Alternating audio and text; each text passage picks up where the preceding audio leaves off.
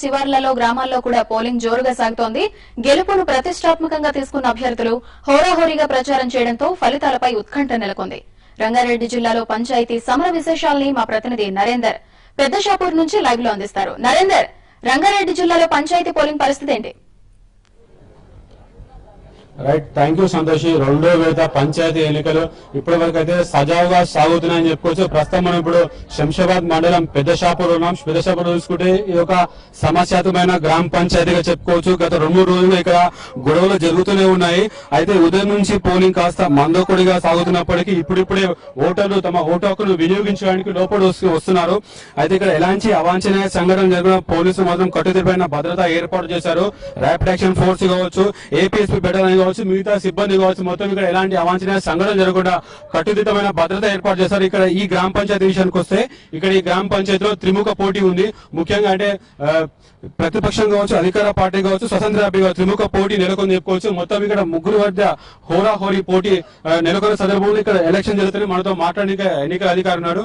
Sir చెప్పండి sir, ఇప్పటి వరకు ఇక్కడ ఎంత శాతం ఓటు పోలింగ్?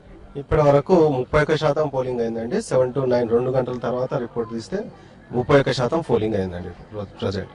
సో అంటే సార్ ఇప్పుడు ఇక్కడ ఏర్పాట్లు ఏ విధంగా ఉన్నాయి సార్? అంటే పోలింగ్ స్టాఫ్ కు ఏర్పాట్లు బాగానే ఉన్నాయండి. సెక్యూరిటీ పరంగా కూడా మంచి ఏర్పాట్లు చేశారు. అయితే ఒక్కొక్క పోలింగ్ స్టేషన్ లో 3 స్టాఫ్ ఇచ్చారు. పోలింగ్ ప్రస్తుతం అయితే ప్రశాంతంగానే సాగుతుంది. ఎటువంటి అవాంఛనీయ ఘటనలు అయితే ఏం జరగలేదు. సార్ ఇక్కడ ఈ పోలింగ్ లో అంటే ఉదయం కాస్త ఆలస్యంగా పోలింగ్ స్టార్ట్ అయింది. అంటే మధ్యాహ్నం 1 తర్వాత కూడా దీనికి అనుమతిస్తారా, 1కే ఆపేస్తారా? ఆలస్యంగా ఏం కాలేదండి. 7కే స్టార్ట్ అయింది. ఏజెంట్స్ వచ్చినప్పుడే సీలింగ్ చేసి వాళ్ళ సిగ్నేచర్ తీసుకొని పోలింగ్ స్టార్ట్ చేయడం జరిగింది. ఆలస్యం ఏం కాలేదు. ఓకే, ఇక్కడ ఓటు వేయడానికి వచ్చే అభ్యర్థులకు అంటే ఓటర్ ఐడి కార్డు ఇంకేమైనా గుర్తింపు కార్డు ఉండాలి, లేదా స్లిప్ తో రావాల్సి ఉంటుంది?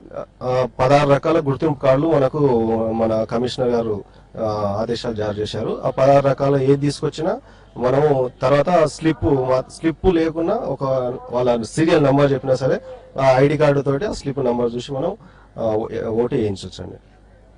అంటే ఇప్పటివరకు అయితే ఎన్నికలు మాత్రం ఇక్కడ సజావుగా జరుగుతున్నాయి. ఎలాంటి అవాంఛనీయ సంఘటన జరగకుండా అన్ని ఏర్పాట్లు చేశామని పోలింగ్ అధికారులు చెప్తున్నారు. అయితే ఇక్కడ ఇందులోకి ఇక్కడ మొత్తం 144 సెక్షన్ ఉండడం వల్ల అంటే 100 మీటర్ల అవతలనే ఎవరైతే ప్రచారం చేసుకోవాల్సిన వాళ్ళు ప్రచారం చేసుకుంటున్నారో అయితే ఇక్కడికి ఎవరిని కూడా పోలీసులు లోపలికి గుంపులుగా రానివ్వడం లేదు. ఒక్కొక్కరిని అక్కడ గేటు వద్ద పూర్తిగా క్షుణ్ణంగా చెక్ చేసిన తర్వాత ఇక్కడ లోపల పంపించడం జరుగుతుంది. అదేవిధంగా సెల్ ఫోన్లు కానీ ఇతర సాధనాలు కానీ ఎలాంటి గుర్తింపులు తీసుకురానివ్వకుండా పోలీసులు అక్కడ గేట్ వద్ద ఆపేసి వాళ్ళని మొత్తం కట్టడి చేసే ప్రయత్నం చేస్తున్నారు. అయితే ఇప్పటివరకు అయితే ఎలాంటి ఘటనలు జరగకుండా మాత్రం ఇక్కడ ఎలక్షన్లు మాత్రం జరుగుతున్నాయి. అయితే ఇదే ఊపుతో మొత్తం అంటే 1 గంట వరకు ఇలాగే సజావుగా సాగిస్తామని ఎన్నికల అధికారులు చెప్తున్నారు. Vote studio. Right Narender. Nalgonda